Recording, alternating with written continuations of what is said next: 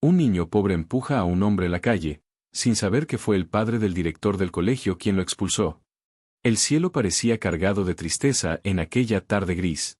Unas densas nubes se cernían sobre la ciudad de Verona, como si el tiempo mismo estuviera a punto de llorar. La acera resbaladiza reflejaba los faros, y el sonido de las bocinas se mezclaba con las gotas de lluvia que empezaban a cobrar fuerza. Luca Ferraro, de 12 años, corría por la vía de Yerrose, con los zapatos rotos empapando sus pies. Sus delgados brazos aferraban un paquete de pan que había encontrado al final del mercado, pan duro, pero aún digno de servir de sopa para su abuela esa noche. El viento le echaba el pelo hacia atrás, y sus ojos, alerta, buscaban el camino más rápido a casa. Al otro lado de la calle, un anciano bien vestido luchaba contra el viento para mantener su paraguas abierto. Sus pasos eran lentos y elegantes, típicos de alguien que siempre tenía tiempo y confianza para desenvolverse en la vida. Se llamaba Alberto Mazzini, pero Luca no lo sabía. Ni siquiera podía imaginarlo. Cuando Luca llegó a la intersección, sus ojos se abrieron. Un coche pasaba a toda velocidad por la curva, con las ruedas girando, y el conductor distraído con el móvil. El anciano estaba de pie junto a la acera, calculando con cuidado el momento de cruzar. No vio venir el coche. Pero Luca sí. ¡Cuidado!, gritó antes de que pudiera pensar. Impulsivamente, se abalanzó sobre el anciano y lo apartó con fuerza. Ambos cayeron a la acera con un golpe sordo, segundos antes de que el coche pasara zumbando, rozando el poste, y se detuviera metros más adelante, entre chispas y bocinazos. Por un momento, todo quedó en silencio. El anciano yacía aturdido en el suelo, con su paraguas roto a su lado. Luca, aún jadeante, se levantó de un salto. Tenía las rodillas raspadas y el paquete de pan estaba mojado en el suelo. ¿Estás bien?, preguntó con voz temblorosa. El hombre abrió lentamente los ojos. Estaba vivo, ileso, y completamente confundido. ¿Tú? ¿Qué pasó? Luca lo miró rápidamente. El traje caro, el reloj de oro, el maletín de cuero aún en la mano. Un hombre importante. De esos que jamás mirarían a alguien como él en ningún otro contexto. El chico retrocedió. Lo siento, señor. Tengo que irme. Y huyó antes de que nadie pudiera preguntar quién era, de dónde venía o qué estaba haciendo en esa calle. Alberto se puso de pie con dificultad. Observó cómo la silueta del niño se alejaba, delgado, encorvado, con el paquete de pan roto en los brazos. Y entonces, por alguna razón que aún no comprendía, esa imagen se le quedó grabada en la mente como un sueño extraño, o quizás, una señal. El conductor del coche salió aterrorizado y empezó a gritar, pero Alberto ni siquiera lo oyó. Su mente estaba fija en ese gesto. ¿Quién era ese chico? Luca cruzó las calles laterales como si huyera de un error. El corazón le latía con fuerza. No sabía qué lo había llevado a actuar así. Quizás el instinto, quizás la insensata valentía de la juventud. Solo sabía que tenía que llegar a casa. Que su abuela lo esperaba. Que la sopa dependía de ese pan. Pero lo que no sabía, era a quien acababa de salvar. Mucho menos que, ese mismo día, la hija de aquel hombre, Chiara Mazzini, directora del Colegio San Giorgio, todavía cargaba con el orgullo de haber puesto orden en el colegio expulsando al chico problema. Para ella, Luca era solo eso, un problema. Alguien que no encajaba con el uniforme limpio ni con las normas de la institución. Lo que ella no sabía es que la vida apenas había comenzado a escribir otra historia. Una historia donde su propio padre tendría una deuda silenciosa con el chico que ella había rechazado. Pero en muchos lugares, simplemente lo llamaban el chico de la esquina, el hijo de la costurera que murió o, peor aún, el problema de la escuela. Así parecía verlo el pueblo. Como si su nombre, su historia, su rostro, no importaran.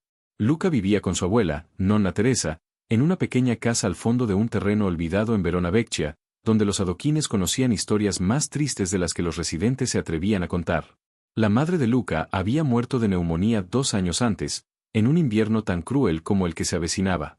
Nunca conoció a su padre. Solo existía una foto en blanco y negro, amarillenta por el tiempo, que su abuela afirmaba conservar como recuerdo del único amor de la vida de su hija. Desde entonces, Teresa se hizo cargo de todo. A pesar de sus 72 años y su cuerpo debilitado por la artritis, hacía bordados a medida y preparaba pan duro con agua y sal para asegurarse de que nunca le faltara comida. Sus vecinos sabían de la situación, pero pocos se acercaban a ella. Era más fácil juzgar desde la distancia que acercarse. Al Colegio San Giorgio, una institución conocida por su rigor y su impecable apariencia. Pero Luca nunca encajó. Su uniforme siempre le quedaba grande, remendado con cariño por su abuela. Sus zapatos, heredados de una donación de la parroquia, ya no aguantaban la lluvia. Y su almuerzo, bueno, casi nunca había almuerzo. A pesar de esto, Luca era un chico observador. Le encantaba la clase de literatura, donde viajaba a mundos lejanos sin moverse de su escritorio. Disfrutaba copiando poemas antiguos en su cuaderno, intentando entender palabras difíciles, preguntándole al profesor de historia sobre héroes italianos. Pero bastaba una palabra desafinada, una distracción en clase, una tarea olvidada, y las miradas aparecían. Miradas de profesores impacientes, compañeros adinerados e incluso de la propia directora, Chiara Mazzini. Chiara lo veía como una amenaza para el orden escolar. Pensaba que un chico como Luca manchaba la imagen del colegio. Es un insolente, decía. Se salta las normas. Siempre llega tarde. Nadie le hacía caso, se despertaba antes del amanecer para ayudar a su abuela a levantarse y preparar el té, y luego caminaba casi una hora hasta la escuela porque no podía pagar el autobús. Hasta un día en que tuvo una discusión con un compañero que se burló del estado de sus zapatos. Luca no lo atacó. Simplemente dijo: prefiero usar zapatos viejos que tener el corazón sucio. Eso fue suficiente. La directora lo llamó a su oficina. Ni siquiera quiso escuchar su versión de los hechos. Lo echó. Y en lugar de llorar, Luca simplemente bajó la cabeza. Regresó a casa ese día con la mirada baja, pero con el alma inflamada por un dolor que no se manifiesta. Su abuela intentó protestar, pero ¿quién la escucharía? A partir de entonces, empezó a vender pan duro en la tienda de la esquina. El dueño le permitía llevárselo por unos centavos y revenderlo en otros lugares del pueblo. No era mucho, pero le salvó la cena. Luca aprendió a sonreír incluso sin un diente nuevo. Aprendió a correr cuando se acercaba el inspector. Aprendió a fingir que no tenía frío cuando veía a los niños salir de la escuela con mochilas coloridas y abrigos nuevos. A veces se sentaba en el muro cuadrado y abría su viejo cuaderno, donde copiaba versos o hacía matemáticas. Lo escondía como un tesoro. Era lo único que aún lo conectaba con el sueño de estudiar, de cambiar su vida, de algún día ser algo más que el niño problemático. Un domingo por la tarde, mientras ayudaba a su abuela a lavar la ropa en el fregadero, dijo: Luca, tienes luz en tus ojos. ¿Prometes que nunca dejarás que nadie apague esa luz? Él solo asintió. Porque demasiadas palabras dolían. Pero esa petición se quedó. Y por eso, aunque tenía frío, hambre y el alma agotada, corrió esa tarde lluviosa para salvar a un desconocido. Porque había luz en él. Y no dejaría que la oscuridad lo venciera. Lo que no sabía era que el destino se estaba retorciendo. Que la misma mano que lo había obligado a abandonar la escuela ahora estaba atada a la vida que había salvado. Que el hombre del traje de neopreno y el paraguas roto tenía la clave de algo más grande. Pero por ahora, solo quería llegar a casa y asegurarse de que su abuela tuviera algo de comer. Los días transcurrieron como hojas arrastradas por el viento. La ciudad volvió a la normalidad. La lluvia paró. El ruido de coches y gente lo ahogaba casi todo, excepto la mirada de un hombre. Alberto Mazzini, de 68 años, presidente honorario de la Sociedad Histórica de Verona y padre de Chiara, la temida directora del Colegio San Giorgio, no podía quitarse de la cabeza la imagen de aquel niño. El empujón, la mirada asustada, la voz temblorosa, los brazos protegiendo una hogaza de pan mojada como si fuera oro. Algo en ese chico le había causado una extraña impresión. Un sentimiento que no había sentido en mucho tiempo. Quizás culpa. Quizás la nostalgia de una juventud que le había arrebatado demasiado pronto. O quizás algo más grande. Una vocación. Un gesto que atravesó su coraza social. Días después del accidente, Alberto le pidió al conductor que lo llevara de vuelta a esa intersección. Quería intentar encontrar al niño. Sabía que era una tontería, Verona era demasiado grande y ni siquiera sabía el nombre del niño, pero por alguna razón sintió que debía hacerlo. Quizás vuelva a pasar por aquí, murmuró apoyándose en su bastón. Y tenía razón. Ese miércoles por la mañana, Luca regresaba por la misma calle. La tos de su abuela había empeorado, y había salido temprano para intentar vender pan y conseguir las medicinas que le habían recetado en el centro de salud. Llevaba una pequeña bolsa y su mirada estaba tan alerta como siempre. Fue entonces cuando lo vio. El hombre. El mismo hombre de la acera. Estaba de pie junto a un coche negro, con la mirada perdida en las ventanas. Luca se quedó paralizado. Pensó en esquivarlo. Pero la mirada de Alberto lo encontró primero. Se acercó lentamente, como si no quisiera asustarlo. Espera, dijo con calma. Fuiste tú, ¿verdad? Luca dudó. Yo no hice nada. Sí, lo hiciste. Alberto sonrió con la mirada. Me salvaste. ¿No te acuerdas? Luca bajó la mirada. El instinto le decía que huyera. Pero algo en la voz del hombre lo mantuvo cautivo. Perdón por empujarte así. Solo, vi venir el auto. Y reaccionó. Me salvaste, muchacho. ¿Cómo te llamas? Luca dudó unos segundos. Luego respondió, casi en un susurro. Luca. Alberto ofreció su mano. Encantado de conocerte, Luca. Me llamo Alberto. Y me gustaría darte las gracias como es debido. No hace falta. Luca dio un paso atrás. En serio. Solo hice lo que cualquiera haría. Pero Alberto sabía que no era cierto. La mayoría habría gritado. Algunos lo habrían filmado. Otros, lo habrían ignorado. Pero ese chico, tan delgado, tan invisible para el mundo, arriesgó su vida para salvar a alguien. ¿Tienes prisa? Luca miró la bolsa que tenía en la mano. Necesitaba comprar la medicina. Necesitaba vender más. Necesitaba volver a casa. Pero también sabía que no podía ser grosero con un hombre tan amable. Más o menos. Alberto sacó una nota doblada de su bolsillo y se la entregó. Acepta esto. No como pago, sino como agradecimiento. Cómprate algo para ti. O para quien quieras. Luca dudó. Era mucho dinero. Casi el equivalente a toda su renta semanal. Pero el hombre parecía sincero. Aún así, negó con la cabeza. No puedo aceptarlo. Mi abuela dice que solo debemos aceptar lo que viene con dignidad. Alberto se quedó quieto un momento, como si aquellas palabras le hubieran perforado el pecho. Entonces, al menos déjame ofrecerte un café. Está frío. Y tengo preguntas. Sobre ti. Lucas se mordió el labio. No estaba acostumbrado a esa clase de amabilidad. Miró a su alrededor. La ciudad parecía diferente ahora. Hay una panadería por allá. Pero solo entraré si puedo pagar la mía. Alberto sonrió. Cerrado. Dentro de la panadería, los dos estaban sentados en una mesita en un rincón. El camarero los miró con extrañeza, un hombre de traje y un niño con la ropa manchada de harina. Pero no dijo nada. ¿Estudias? Preguntó Alberto. Luca jugueteó con el vaso de plástico. Estudié. ¿Por qué te detuviste? Me expulsaron. Alberto arqueó la ceja. ¿Expulsado? ¿Pero por qué? Luca tardó un poco en responder. Había demasiado dolor en ese recuerdo. El director dijo que era un mal ejemplo, que molestaba a los demás estudiantes. ¿Y realmente te estorbó? Quizás un poco. Tenía hambre. A veces faltaba a la escuela. A veces dormía en clase porque pasaba la noche cuidando a mi abuela. Y un día, hablé demasiado. Alberto guardó silencio. Pronto mencionaría el nombre de la escuela. Pero por ahora, solo observaba. ¿Qué escuela era? San Jorge. Alberto se estremeció por dentro. Pero no dijo nada. Simplemente tomó un sorbo de café y observó al chico con más atención. ¿Y quieres volver a estudiar? Luca lo miró como si fuera una pregunta absurda. Claro. Lo sueño todas las noches. La respuesta fue tan pura, tan encantadora, que Alberto no pudo evitar sonreír levemente. En ese momento, supo que el reencuentro no era casualidad. Era el destino.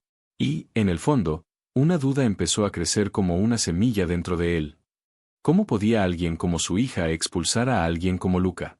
La conversación en la panadería resonó en la mente de Alberto durante días.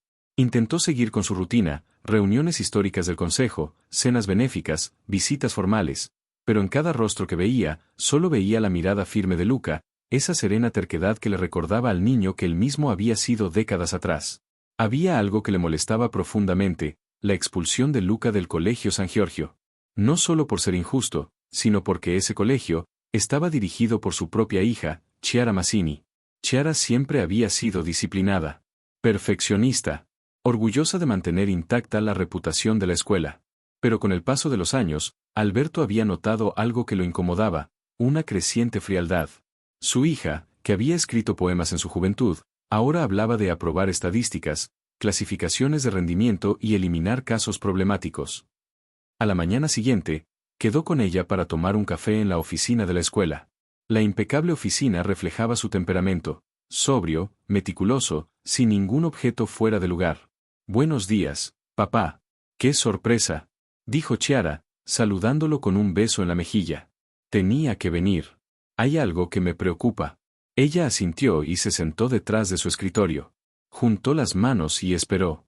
¿Te acuerdas de un estudiante llamado Luca Ferraro? Hizo una leve mueca, como si el nombre le supiera amargo. Claro. Un caso difícil. Faltaba con frecuencia, tenía problemas de conducta, les contestaba mal a los profesores, era un chico difícil. Tuvimos que tomar una decisión para preservar el ambiente escolar. ¿Lo echaste? Sí. Y fue mejor para todos. Alberto respiró hondo. Cada palabra que decía su hija parecía más alejada de la sensibilidad que buscaba. ¿Alguna vez visitaste su casa? ¿Hablaste con su familia? Mi abuela vino aquí una vez. Pero estas historias siempre son parecidas, papá. Una familia rota, dificultades económicas. No podemos resolverlo todo. Él la interrumpió. No se trata de resolverlo todo. Se trata de no pisotear a los que ya están caídos. Chiara lo miró sorprendida por su tono firme. ¿Estás defendiendo a este muchacho? Sí. Porque fue él quien me salvó de morir en la calle hace días. Fue él quien me apartó del paso de un coche. Y luego huyó sin esperar nada a cambio. Chiara pareció congelarse. La taza en su mano tembló levemente. ¿Estás diciendo que, ese chico? Sí. Ese chico que expulsaste. Al que considerabas un problema. Que no merecía estar entre los demás. El silencio llenó la habitación por unos segundos. Padre, con todo respeto, no podemos dejar que los problemas emocionales interfieran con las reglas. ¿Reglas que excluyen? ¿Que castigan a quienes necesitan ayuda? ¿No ves que te estás convirtiendo en aquello contra lo que juraste luchar en tu juventud? La frialdad en su rostro permaneció, pero algo en su mirada vaciló. Él se puso de pie, apoyándose ligeramente en su bastón. Voy a visitar su casa. ¿Para qué? Saber realmente a quien no querías ver. Esa tarde, Alberto fue a Verona Vecchia. El sencillo barrio lo recibió con ojos curiosos y desconfiados. Con la ayuda de un anciano en la plaza, encontró la casa de Nonna Teresa, una pequeña construcción de madera con cortinas deshilachadas y macetas de albahaca en la ventana. Luca estaba en el patio trasero, lavando ropa en un cubo. Al ver a Alberto, corrió hacia él, sorprendido y avergonzado. ¿Qué hace usted aquí, señor? Vine a conocer a tu abuela. Y a comprender mejor su historia. Teresa salió por la puerta, con un pañuelo en la cabeza y una tos seca. Buenas tardes. Disculpe mi apariencia, señor. Me salvaste sin saberlo, señora Teresa. Y ahora me toca a mí escucharte. Se sentaron a la mesa. El café se servía en tazas desiguales, con galletas duras, pero había dignidad en cada gesto de la mujer. Habló de la muerte de su hija, de la ausencia de su yerno y de las noches sin medicación. Dijo que Lucas siempre había sido un buen chico, pero que la escuela nunca lo había visto. Quería tanto ser maestro, señor, dijo con lágrimas en los ojos. Pero sé que no nacimos para ese tipo de sueño. Alberto sostuvo su mano arrugada. Te equivocas. Y te lo demostraré. En los días siguientes, Alberto volvió a visitar a Luca. Le llevó libros, le explicó pasajes históricos y le habló de Dante y Garibaldi. El niño absorbió todo con una sed inusual. Empezó a circular la noticia de la amistad entre el respetado Alberto Mazzini y el chico expulsado. Algunos padres hicieron comentarios. Los profesores se inquietaron. Chiara intentó restarle importancia. Pero lo que nadie esperaba fue lo que vino después. La asamblea de padres y maestros del Colegio San Giorgio era más que un evento bianual, era un ritual. Un escenario donde la impecablemente equilibrada junta directiva presentaba una historia de éxito, y los padres de la élite de Verona se reunían no solo para escuchar, sino también para felicitarse por sus supuestos hijos perfectos. Año tras año, la escena se repetía, un predecible desfile de discursos pulidos, números cuidadosamente seleccionados y protocolos rigurosamente seguidos. Era una orquesta de conformidad, donde la más mínima disonancia se ahogaba rápidamente. El aire en San Giorgio estaba impregnado de la expectativa de excelencia, una excelencia definida por altas calificaciones, currículums impecables y una red social que garantizaba un futuro brillante. Pero esta excelencia era, para muchos, una barrera invisible que separaba a los dignos de los indignos, a los que pertenecían a la escuela de los que eran meros espectadores. Sin embargo, la reunión de ese semestre estaba destinada a romper con esta tradición. Una anomalía. Una desviación del guión cuidadosamente ensayado que cambiaría para siempre la percepción de San Giorgio, no solo para sus estudiantes y padres, sino para la propia comunidad de Verona. Chiara Mazzini, directora del colegio, subió al escenario con su habitual compostura, un escudo de profesionalismo forjado por años de dedicación y un compromiso inquebrantable con el orden. Vestía un impecable traje gris, con el maquillaje impecable y una sonrisa contenida que apenas le llegaba a los ojos. Su voz tranquila y modulada llenó el auditorio al comenzar su presentación. Detalladas tablas de rendimiento académico, rigurosos planes de disciplina, ambiciosos objetivos pedagógicos para el próximo semestre, todo ello calculado para transmitir una imagen de control absoluto y progreso incuestionable. La presentación fue, en esencia, estéril, una abstracción de números y estrategias que guardaba poca relación con la vibrante y, a veces, caótica realidad de la vida estudiantil.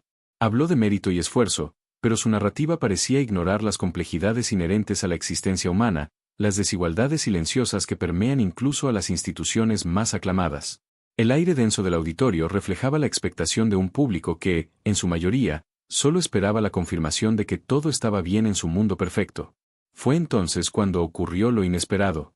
Alberto Mazzini, padre de Chiara y figura respetada de la sociedad veronesa, se levantó de entre el público.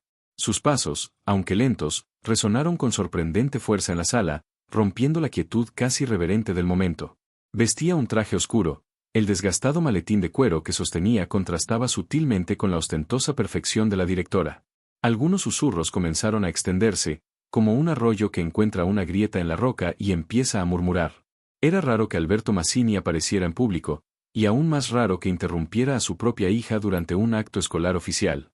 Su presencia, normalmente discreta, era ahora un faro de curiosidad y, para algunos, de inquietud. Chiara dudó, una grieta imperceptible en su fachada gélida. «Papá». Su voz, normalmente firme, se quebró con un dejo de sorpresa y aprensión. La interrupción fue un desafío a su autoridad, una salida inesperada del guión que había planeado meticulosamente. «Pido hablar».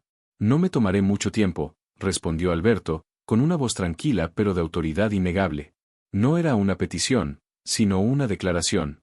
Chiara tragó saliva y se le hizo un nudo en la garganta. A pesar de su posición como directora, su figura paterna aún ejercía una poderosa influencia sobre ella. No se atrevió a negarlo. «Por supuesto», murmuró, y la palabra casi se perdió en el silencio que se hizo.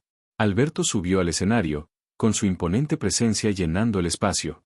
Se paró frente al micrófono, su figura enmarcada por la tenue luz que bañaba el escenario.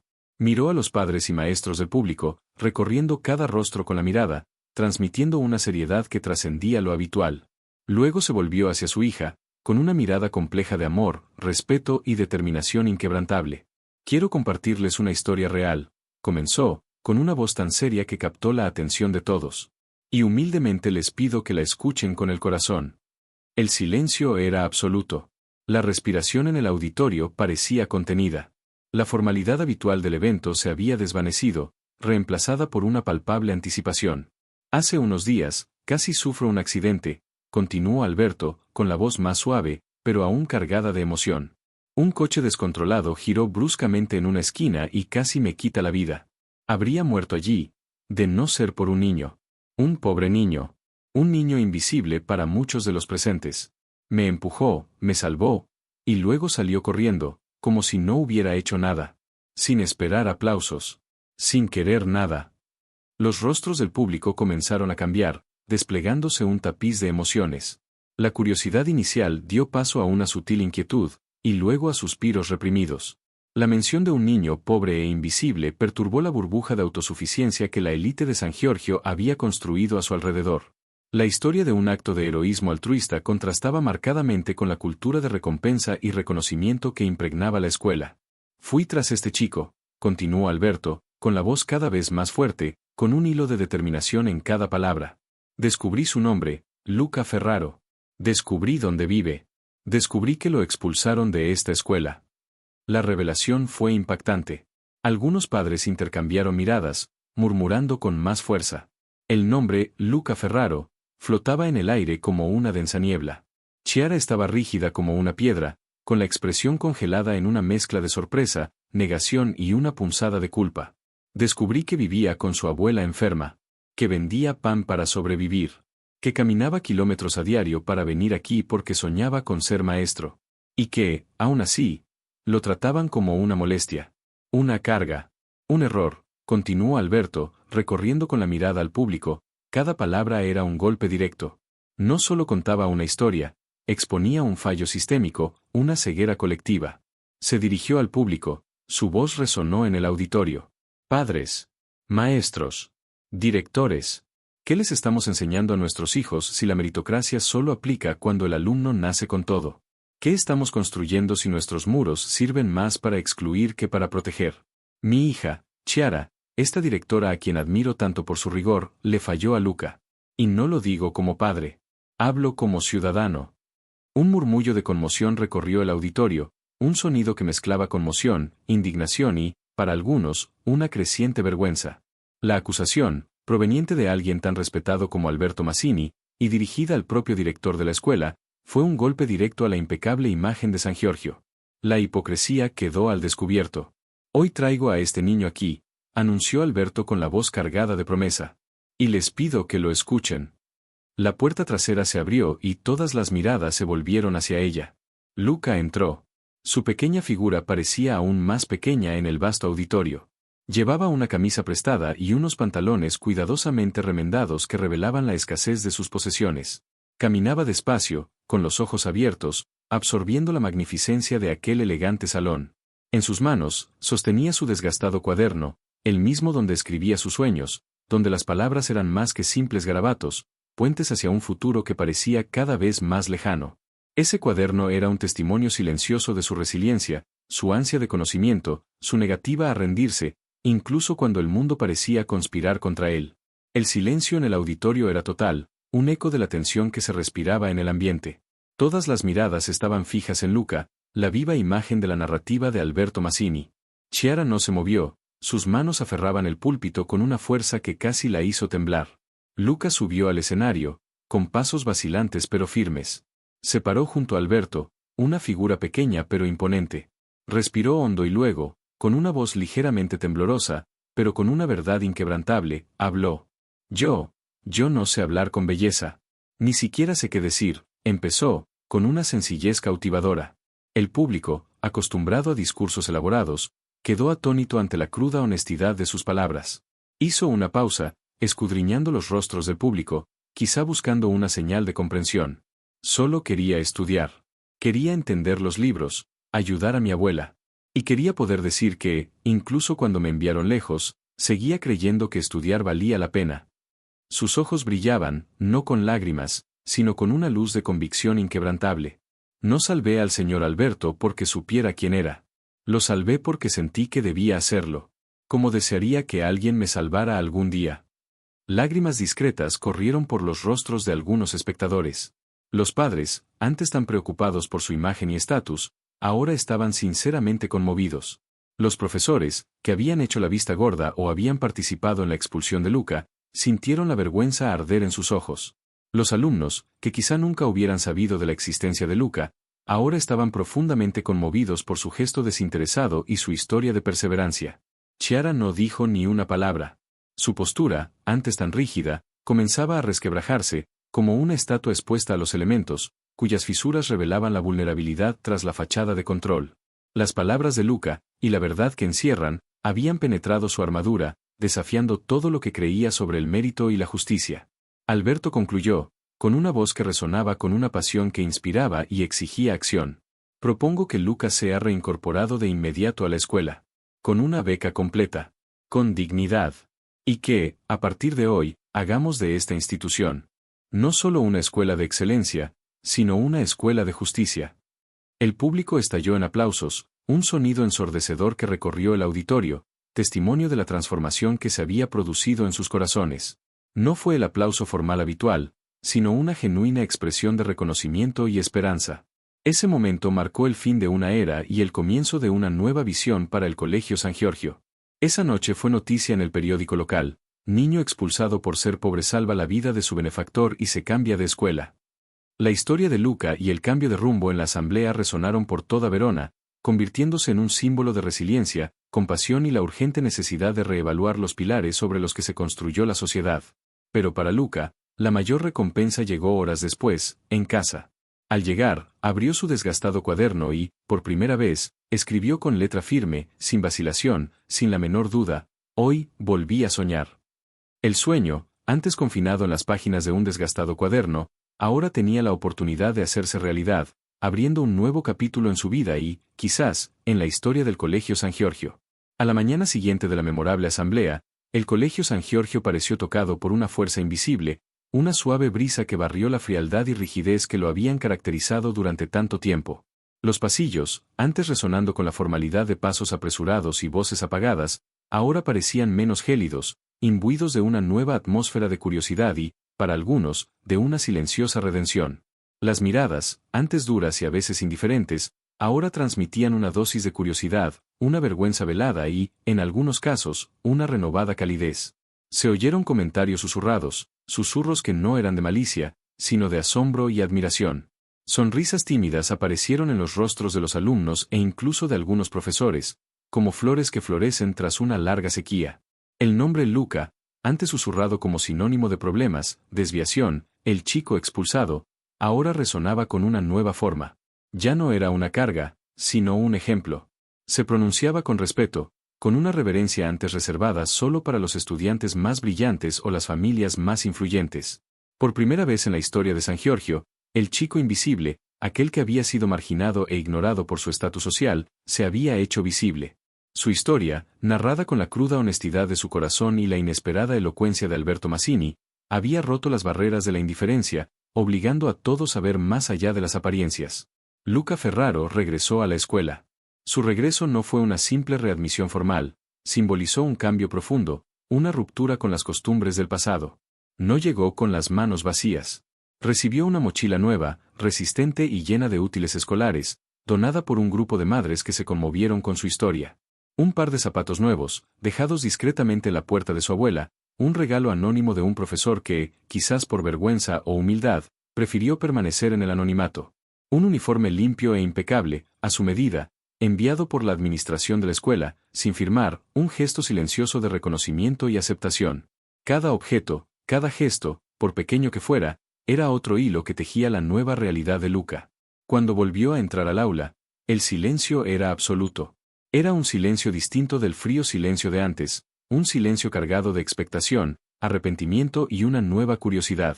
Algunos alumnos lo observaban con genuina curiosidad, intentando descifrar el misterio de este chico que había sacudido los cimientos de la escuela. Otros, con la vergüenza grabada en el rostro, recordaban cómo se habían reído de él, cómo lo habían tratado con desprecio. El ambiente estaba impregnado del recuerdo del pasado, pero también de la promesa de un futuro diferente. Pero fue Alesia, una chica de la primera fila conocida por su dulzura y sensibilidad, quien rompió el hielo. Se levantó de su asiento y dijo, con una sencillez a la vez poderosa y conmovedora: «Bienvenido de nuevo, Luca». Sonrió. Y esa sonrisa, libre y sincera, era como la luz del sol que entraba a raudales por la ventana de una habitación a oscuras, iluminando cada rincón y disipando las sombras de la duda y el prejuicio. Era una sonrisa que decía, gracias, pero también, perdono. Poco a poco, Luca empezó a integrarse. Seguía siendo el chico tranquilo e introspectivo, pero su presencia era diferente. No tenía amigos cercanos, pero era respetado. Su dedicación era una llama que iluminaba el aula. Se quedaba hasta tarde para comprender el material, hacer preguntas y absorber cada fragmento de conocimiento que se le ofrecía. Lo reescribía todo en su viejo cuaderno, que ahora tenía una nueva portada, un regalo de Alberto, símbolo del puente que se estaba construyendo entre ellos. Ese cuaderno, antes un refugio para sueños solitarios, se había convertido en un diario de progreso y esperanza. Mientras la vida de Luca en el colegio se transformaba, la relación entre Alberto y su hija Chiara también experimentaba una sutil pero profunda metamorfosis. Chiara, con su carácter reservado y su dificultad para expresar sus emociones, no se disculpó directamente. No era de las que lloraban con facilidad ni se mostraban vulnerables. Su coraza era demasiado fuerte para eso. Pero la semana después de la asamblea, un gesto inesperado reveló la profundidad de su cambio. Envió una carta manuscrita a la abuela de Luca, con membrete del colegio, pero con una caligrafía que revelaba la sinceridad de sus palabras. Estimada señora Teresa, no siempre acertamos cuando queremos hacer el bien. A veces confundimos disciplina con distancia y reglas con justicia. Creo que, en mi afán por mantener el orden y la excelencia en la escuela, no logré ver la humanidad tras las reglas ni la individualidad tras las etiquetas. Su valentía y la fortaleza de su nieto me enseñaron más que años de administración escolar. La historia de Luca me abrió los ojos a una verdad que había sido oscurecida por las estadísticas y los protocolos. Comprendí que la verdadera excelencia de una institución no se mide solo por las calificaciones o el prestigio, sino por su capacidad de nutrir a cada alma, de acercarse a los más necesitados y de reconocer el valor de cada ser humano, independientemente de su origen. Le pido disculpas sincera y humildemente por el trato que recibió su nieto. Prometo hacer todo lo posible para garantizar que la Escuela San Giorgio sea un lugar donde la compasión y la justicia vayan de la mano con la excelencia académica. Con respeto y admiración. Chiara Mazzini. La abuela Teresa leyó la carta con lágrimas en los ojos, las letras se difuminaban ligeramente bajo la humedad de su emoción. La pegó con cinta adhesiva a la puerta del refrigerador, no como un trofeo visible de victoria, sino como un recordatorio invisible de redención, de la bondad que aún existía en el mundo y de la esperanza que había resurgido. La carta de Chiara no era solo una disculpa, era un reconocimiento de su propia falibilidad, un paso crucial en su camino de autodescubrimiento y crecimiento personal. Luca empezó a visitar a Alberto los domingos. No era solo la gratitud lo que lo llevaba a esa imponente casa, era la admiración genuina, la sed de conocimiento y una conexión que trascendía la edad y la posición social. Los dos conversaban durante horas, sentados en el jardín o en la biblioteca de Alberto, inmersos en discusiones sobre libros, historia y filosofía. Alberto descubrió en el niño algo que el tiempo y las vicisitudes de la vida le habían robado, la esperanza, la visión de un futuro más justo y humano. La pasión de Luca por aprender y su resiliencia renovaron la fe de Alberto en la bondad intrínseca del ser humano. Y Luca, a su vez, encontró en ese hombre un padre que nunca tuvo, un mentor, un confidente, alguien que lo veía no por lo que le faltaba, sino por lo que podía llegar a ser. Con cada visita, con cada conversación, el vínculo entre ellos se fortalecía, una amistad improbable pero profundamente significativa. Un domingo de esos, en el soleado jardín de la casa de Alberto, con el aroma de las flores en el aire y el canto de los pájaros como banda sonora, el anciano posó la mano sobre el hombro del niño, un gesto de ternura y profundo cariño. Luca, no sé cuánto tiempo me queda, dijo Alberto, con la voz ronca por la emoción, pero cargada de una claridad inquebrantable. Pero quiero que sepas una cosa, la vida que tienes por delante es más valiosa que cualquier título que haya tenido, cualquier fortuna que haya acumulado. Es tu corazón, tu bondad, tu sed de conocimiento lo que te hace verdaderamente rico. Y quiero ayudarte a llegar a donde quieres estar. Luca contuvo las lágrimas, con los ojos llenos de gratitud. Quiero ser maestro, respondió con voz firme a pesar de la emoción. Como quienes me inspiraron. Pero mejor que quienes me ignoraron. Su ambición no era la fama ni la riqueza, sino un propósito mayor, ser la mano amiga que él mismo alguna vez necesitó. Alberto sonrió, una sonrisa que iluminó todo su rostro. Así será. Y seré tu primer alumno. La promesa selló un pacto de amistad y propósito, un legado que Alberto pretendía construir a través de la vida de Luca. Pasaron 2 años. Luca creció, no solo en estatura, sino también en madurez y confianza. Siguió siendo sencillo, tranquilo de corazón, pero ahora se comportaba con hombros erguidos, con una dignidad que emanaba de su interior. Sus boletines estaban repletos de altas calificaciones, testimonio de su incansable dedicación. Participó activamente en ferias de ciencias y encuentros literarios, y su voz, antes tímida, cobró fuerza y claridad. En la escuela, ya no era conocido por su compasión, sino por su mérito, por su inteligencia, su perseverancia y su bondad innata. Y una gloriosa y soleada tarde de primavera, Luca fue invitado a subir al escenario de la Feria Cultural de Verona, un prestigioso evento de la ciudad, para contar su historia. Micrófono en mano, mirando a cientos de estudiantes, padres y profesores, no dudó. Su voz, antes un susurro, ahora llenaba la plaza, cargada de una emoción contenida pero poderosa. Por un tiempo, pensé que el mundo no me quería, dijo, con palabras que resonaban con la verdad de su experiencia. Pero entendí que a veces solo necesitamos una oportunidad. Una mano tendida. Alguien que crea. Me llamo Luca Ferraro, y sí, fui el chico que fue expulsado. Fui el chico invisible que soñaba con un lugar. Pero hoy, soy el estudiante que regresó. Y quiero ser el maestro que nunca se rinde con nadie. Los aplausos llenaron la plaza, un coro de voces y aplausos que resonó por los edificios históricos de Verona. Y entre ellos, Chiara, al fondo del público, con los ojos llenos de lágrimas, incapaz de ocultar la sonrisa que finalmente se desprendía de la armadura de años de perfección y control. A su lado, Alberto lloraba en silencio, no de tristeza, sino de una alegría profunda y desbordante, al presenciar la realización de su propio legado a través de la vida de ese joven extraordinario. La cámara baja suavemente hacia la mesa en la pequeña casa de Verona Vecchia, la misma que Luca y su abuela llamaban hogar. El viejo cuaderno sigue allí, ya sin uso, pero completo con páginas cuidadosamente cosidas, notas coloridas que reflejan la explosión de conocimiento e ideas, frases tachadas y reescritas, cada una un paso en su camino. Se abre una nueva página en blanco, una invitación a nuevos comienzos. Luca escribe con letra firme y segura. Si un pequeño gesto puede salvar una vida, imagina lo que puede hacer el amor. Cierra su cuaderno y mira por la ventana. Suena el timbre del Colegio San Giorgio, su sonido familiar anunciando el comienzo de un nuevo día. Se pone la sudadera, coge sus libros, pero ahora la rutina es diferente, el propósito es diferente. Se va. Pero ahora, no como estudiante.